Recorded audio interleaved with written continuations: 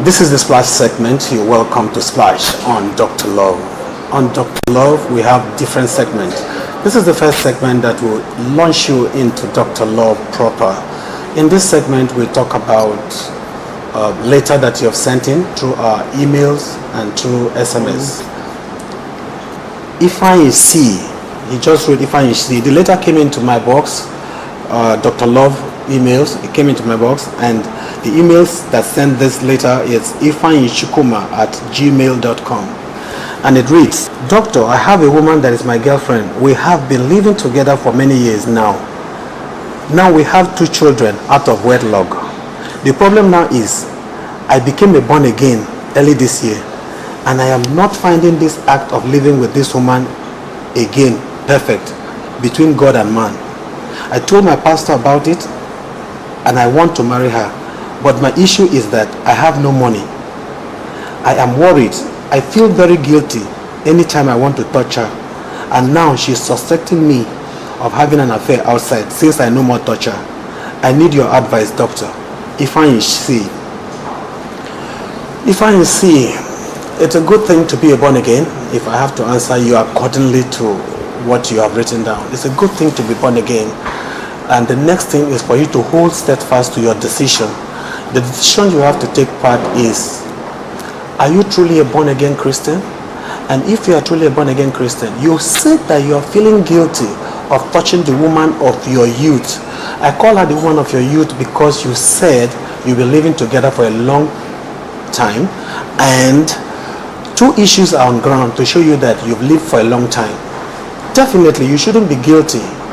If you have the mind that you want to marry her and you have discussed this with your pastor, definitely you can't separate her from nowhere, because some traditions will not allow this lady to go back to the parents' house because there are issues involved. 2 kids for that matter. So what you have to do now is for you to buckle up and sit up tight and see how you can make sure you have the finances to go and pay her bride price. You must pay her bride price because there are issues involved in this. And number 2, you must be able to talk to your pastor from the local church that you got born again. They should see reason with you why they need to help you to hasten up so that you can marry this woman. It's very simple. The men's fellowships are there, the women association that are there in the church, even the youth that will see you that you want to do these God's given ideas. They will embrace you and they will give you whatever you need. Let the pastor be able to take you up on the pulpit and tell the church to turn their eyes onto you and then see how they can help you. Definitely, marriage is not for the boys, and you have grown more than the boy, so you should be able to take your stand and be focused. Again, what I have to advise you is that on the suspect part of it, that you say your wife is now suspecting you because you feel it's a sin for you to touch your wife. Please, I want to emphasize, in as much as she's living with you, what you have begun in her life was touching her, making her feel a woman in her. You shouldn't stop doing that. I don't think your pastor will tell you to stop doing that. Rather, your pastor will advise you to hasten up and marry her. Because if you make her to feel that there is another woman outside, it's the worst tragedy in your family you will begin to have, because there will be no more love that she has for you. The children will no longer love you because she will be indoctrinating the children on an idea that the father no longer loved them because of your newfound culture, because of your newfound religion.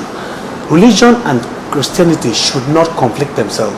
In the culture aspect, you took her because you want to marry her. In the religion aspect of it, you cannot stay with her because you are now born again and you feel it's sin. I'm telling you that it's no sin because you have to marry her. And since your intention and your zeal, your desire is to marry her, please hold on to your desire, and then God will do the rest for you. Believing you had a nice time watching this segment. If you have any complaint, please look onto your screen and you will see my email and the SMS you put. Please don't call me. SMS me only. If you call, I won't pick the call. And then you can also dip in your pen into my email and send me an email. Whenever things are disturbing you when it comes to love matter, relationship, please remember, Flash is the segment for you to do that.